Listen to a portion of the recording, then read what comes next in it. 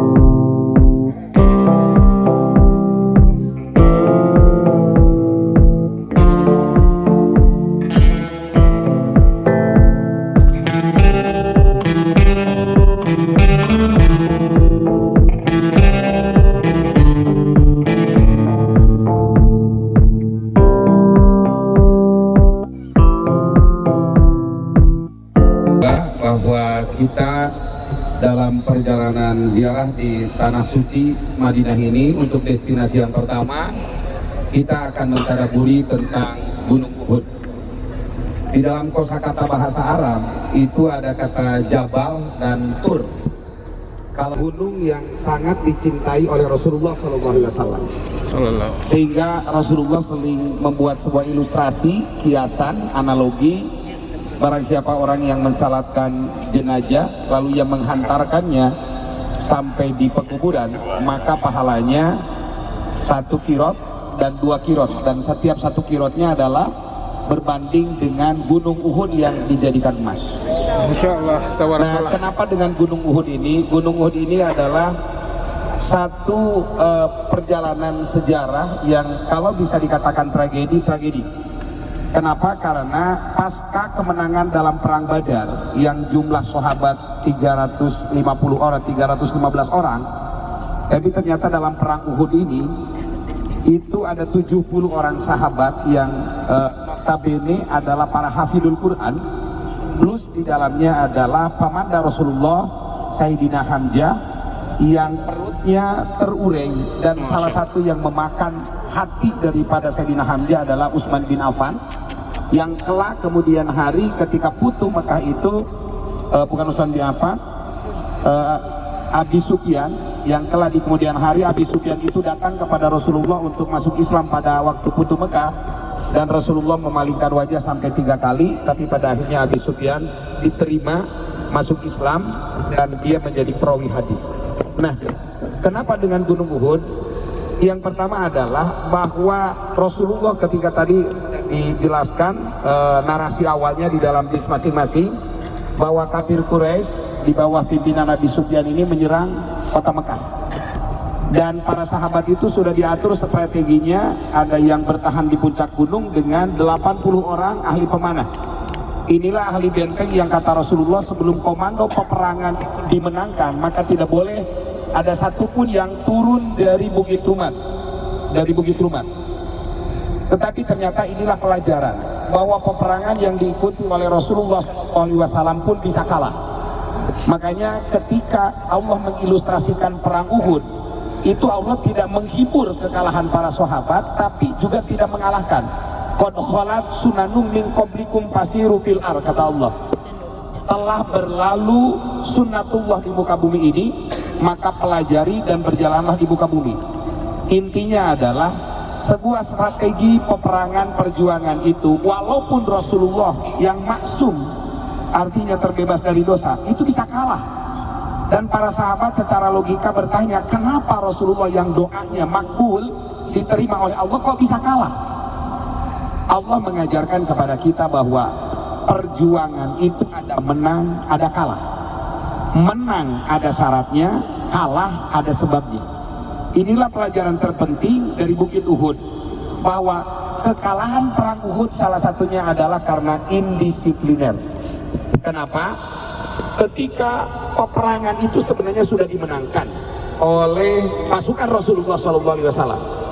Cuman ini sejarah agak debat tebal, perbedaan pendapat bahwa ketika para kaum musyrikin ini sudah terdesak di bawah, lantas Ahlul Rumat itu melihat tergeletaknya orang-orang kafir beserta gonimah-gonimahnya, sehingga para sahabat sekalipun sesungguhnya adalah manusia biasa yang ada kecenderungan terhadap materi, dan pada akhirnya 80 pasukan Ahlul Rumat yang disuruh menjadi benteng terakhir untuk bertahan sebelum komando peperangan dimenangkan oleh Rasulullah SAW, pada akhirnya Ahlul Rumat turun dari bentengnya, sehingga celah daripada kelemahan pasukan kaum muslimin di bawah Rasulullah ini terdeteksi oleh intelijensi musuh. Dan pada saat itu seorang intelijensi musuh mengatakan Muhammadun qad mata, Muhammad telah meninggal. Dan itu kalau bahasa sekarang proxy war, artinya perang urat saraf, sehingga jantung hati psikologis umat Islam pada saat itu jatuh, sehingga orang kafir ini berada di dalam posisi pesiwar kemenangan, mereka merangsak dan menyerang. Bahkan sejarah mencatat bahwa Rasulullah SAW itu pelipisnya, pipinya berlumuran darah, sampai gigi Rasulullah itu tanggal, dan ada salah seorang sahabat yang menjadi benteng Rasulullah, sehingga jasadnya terkapar karena ada sekitar 80 tumbak orang-orang kafir menghantam sahabat yang menjadi benteng Rasulullah Sallallahu Alaihi Wasallam. Dan para sahabat banyak yang berlari ke Madinah, yang pada akhirnya ketika ditanya oleh kaum perempuan di kota Madinah, dia bertanya kepada para lelakinya, apakah kamu berjuang karena Muhammad atau karena Allah?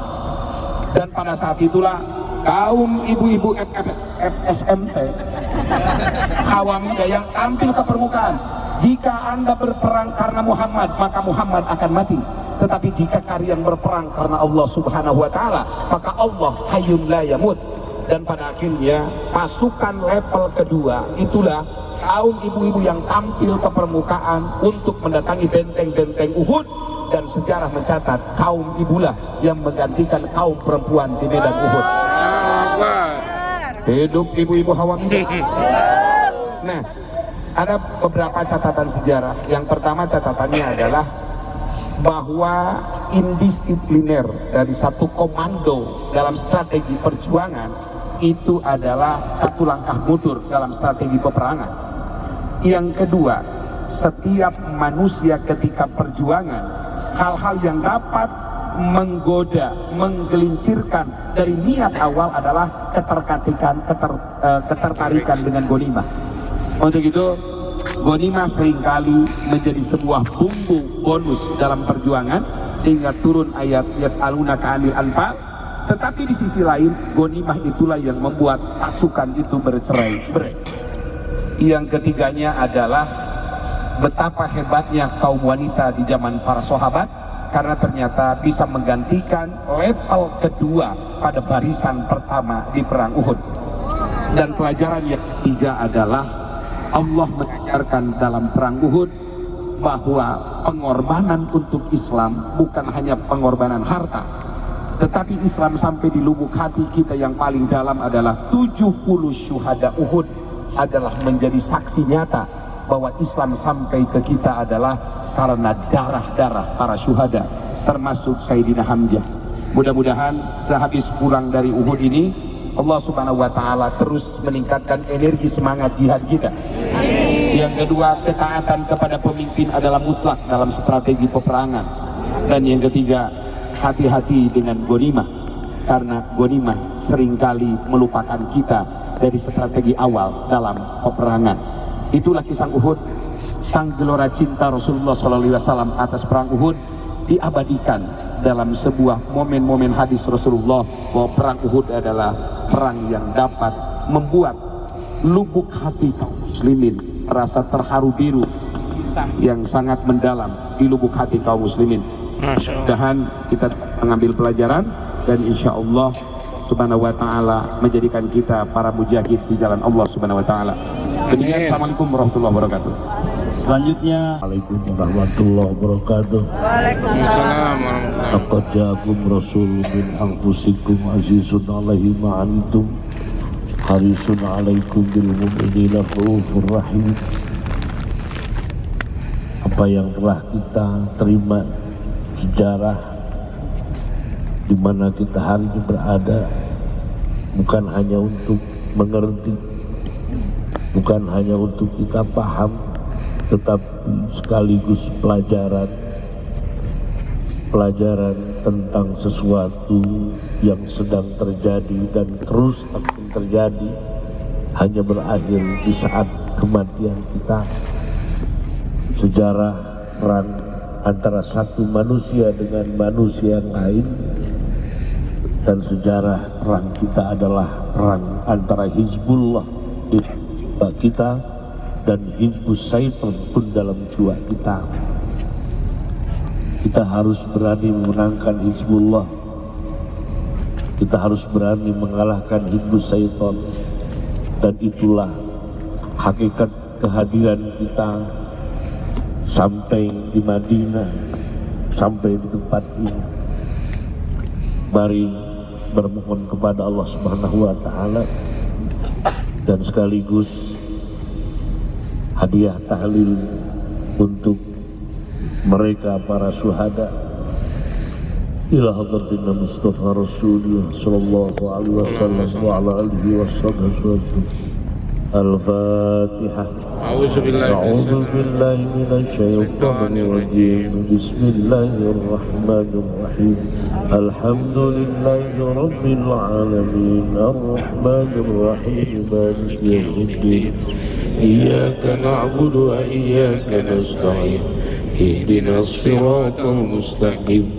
صراط الذين أنعمت عليهم غير المغضوب عليهم ولا الضالين. المسلمين والمسلمات خصوصا. الفاتحة. أعوذ بالله من الشيطان الرجيم. بسم الله الرحمن الرحيم. الحمد لله رب العالمين. الرحمن الرحيم. مالك يوم الدين. إياك نعبد وإياك نستعين. اهدنا الصراط المستقيم. صراط الذين أنعمت عليهم غير المغضوب عليهم ولا الضالين. بسم الله الرحمن الرحيم. قل هو الله أحد الله الصمد لم يلد ولم يولد ولم يكن له كفوا أحد. بسم الله الرحمن الرحيم. قل هو الله أحد الله الصمد لم يلد ولم يولد ولم يكن له كفوا أحد. بسم الله الرحمن الرحيم. قل هو الله أحد الله الصمد لم يلد ولم يولد ولم يكن له كفوا أحد. لا إله إلا الله والله أكبر ولله الحمد. بسم الله الرحمن الرحيم. قل أعوذ برب الفلق ومن شر ما خلق ومن شر غاسق إذا وقب ومن شر النفاثات في العقد ومن شر حاسد إذا حسد. لا إله إلا الله والله أكبر ولله الحمد. بسم الله الرحمن الرحيم. قل أعوذ برب الناس ملك الناس إله الناس من شر الوسواس الخناس الذي يوسوس في صدور الناس من الجنة والناس. اللهم صل على سيدنا وحبيبنا وشفيعنا وكريمنا مولانا محمد وسلم ربنا تبارك وتعالى. آمين يا رب العالمين. بسم الله الحمد لله حمدا يوافي نعمه ويكافئ مزيده. يا ربنا لك الحمد كما ينبغي لجلال وجهك الكريم وعظيم سلطانك. اللهم تقبل منا أعمالنا وزياراتنا ودعاءنا وصلاتنا ولا تضرب بها وجوهنا إنك على كل شيء قدير. اللهم إنا نسألك القبول والمنفعة والجزاء والوسيلة وسيلة لقضاء هوائجنا ووسيلة لتيسير أمورنا ووسيلة لصلاحة ذرياتنا ووسيلة لرفعة درجاتنا في الدنيا والآخرة برحمتك يا أرحم الراحمين.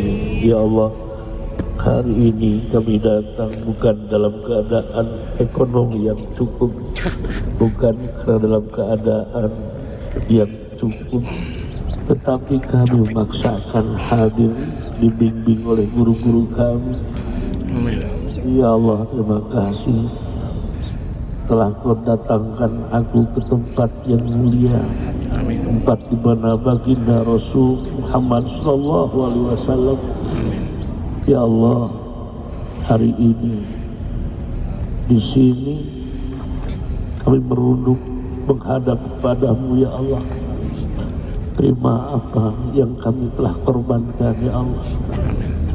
Terima apa yang telah terjadi dalam perjalanan ini ya Allah. Amin.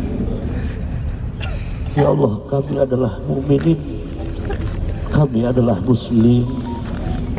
Mukmin yang sempurna adalah ketika mampu menerima apa yang Kau berikan. Amin. Sementara Engkau tahu kami sering menolak tentang apa yang Kau telah berikan kepada kami. Ini tanda lemah iman kami ya Allah.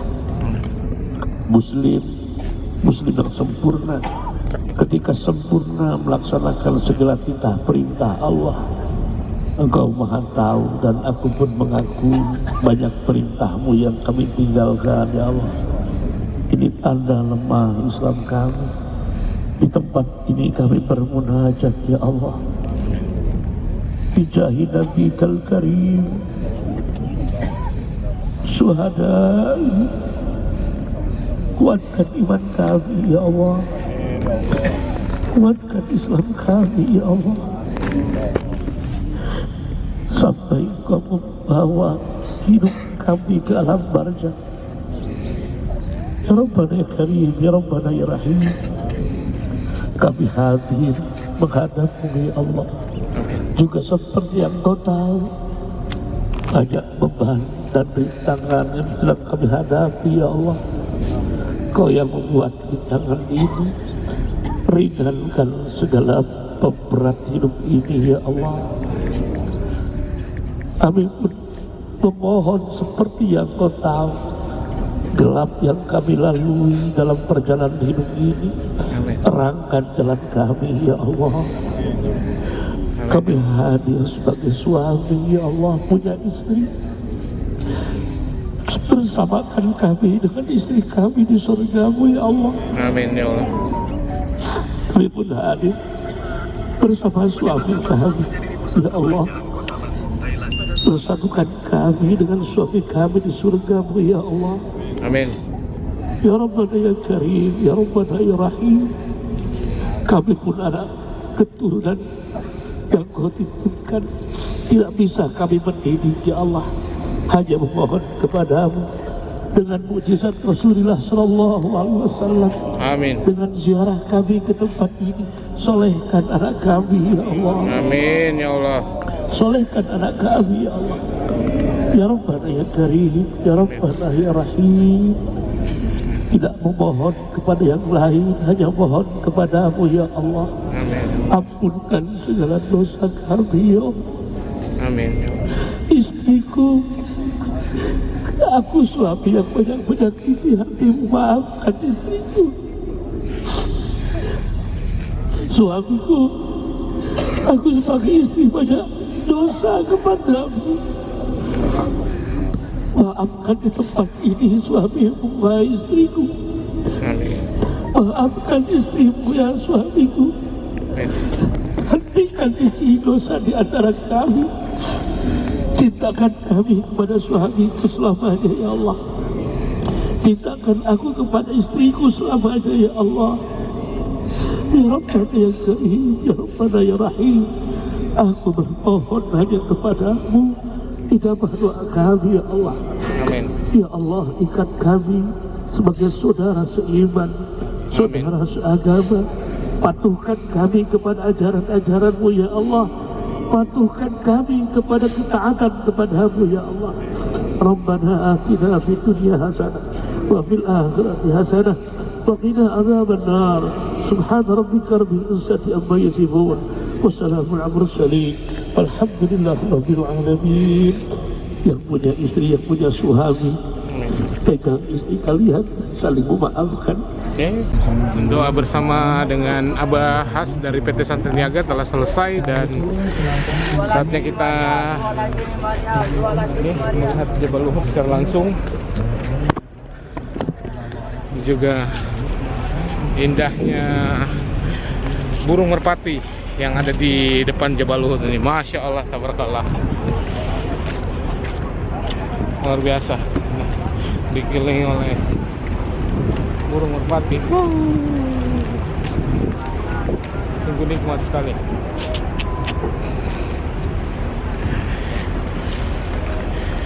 Ya, ini dia pegunungan Jabal Uhud yang sangat fenomenal di kota Madinah, yang sangat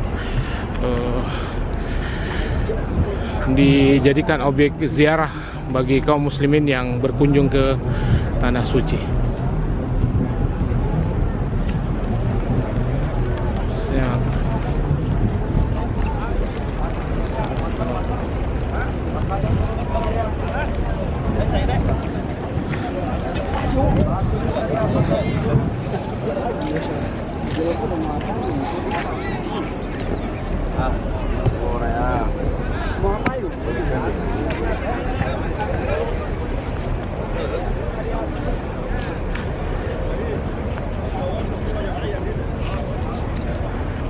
Di atas itu adalah Masjid Kubah kalau nggak salah ya. Nanti kita juga akan sholat di sana, insya Allah. Setelah ziarah ini,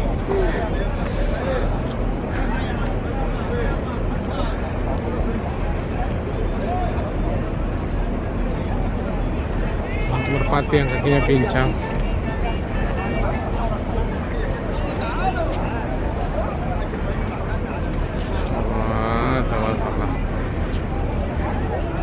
Masjidnya, Pak.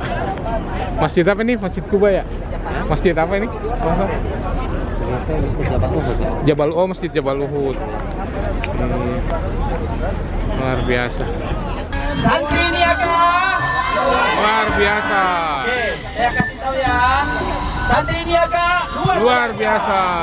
Terus dua yang kedua, Santri Niaga berkhidmat untuk umat. Berkhidmat untuk umat. Oh, mundur kene. Oh, Aman, nyaman, berkah. Oke? oke. Grup semuanya ya. Ya. Santri Niaga. Luar biasa. Santri Niaga. Luar biasa. Aduh. Siapa kita? Santri Niaga dulu. Oke. Oke. Para fotografer semua, para mutai para guide, harap semua kameranya dipegang untuk menjadikan bukti bahwa kita sebagai pelayan tamu Allah yang luar biasa. Takbir. Santri Niaga. Luar biasa. Santri Niaga. Miftahul Huda. Tuh barusan jawabnya baru lagi. Sekali lagi dong. Masih semangat? Masih. Ya udah buat nanti semangatnya. Terima kasih. Assalamualaikum warahmatullahi wabarakatuh. Waalaikumsalam warahmatullahi wabarakatuh. Foto. Diharap ketika berfoto silakan. Lanjut kita foto-foto bersama. Disiapkan masing-masing kameranya. Siap. Untuk semua ketika dipoto berpose semaksimal mungkin. Tanpa Masuk, Pak. kebudayaan, tanpa Masuk. senyuman, biar keindahan selalu menyertai kita. Amin. Allahu Akbar. Yo. Ayo fotografer. Yo. Melihatnya ke